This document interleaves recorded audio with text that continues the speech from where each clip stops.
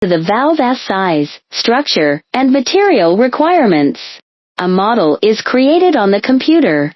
Once the model is complete, the next step is mold making.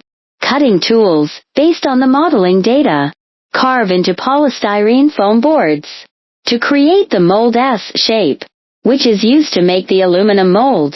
This uses a process known as lost foam casting.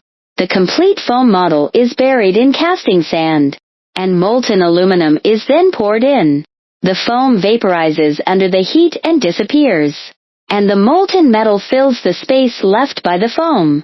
After cooling and solidifying, a complete aluminum mold is formed. The mold still needs to be finely processed to improve machining precision and surface quality.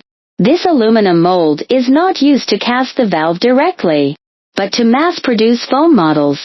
The material used for foam models is still polystyrene. After sealing the aluminum mold, pressurized polystyrene is injected in. Once formed, the foam model is removed. The next step is trimming and assembling the foam parts. This results in a complete foam valve model. Before casting, the foam model must be coated with a refractory material. This prevents the molten metal from sticking to the sand during pouring. It also prevents sand adhesion. Once the coating is completely dry, casting can begin. Depending on the valve's requirements, materials like cast steel, stainless steel, or copper alloys are used. The foam model is placed into the casting box and connected to the pouring inlet.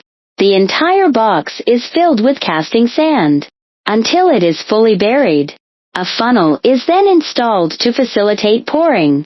The inlet is placed into a high-temperature furnace until it turns into a glowing molten liquid. Surface impurities must be skimmed off continuously.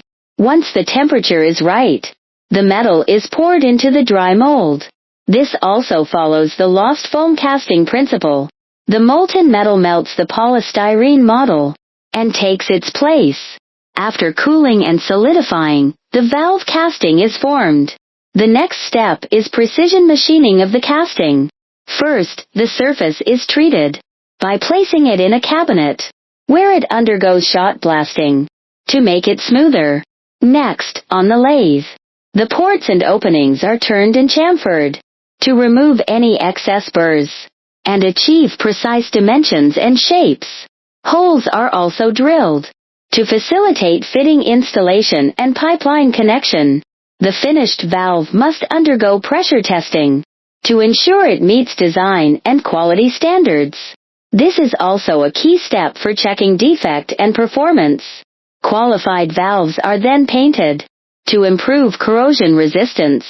Once the paint cures on the surface, the entire manufacturing process is complete.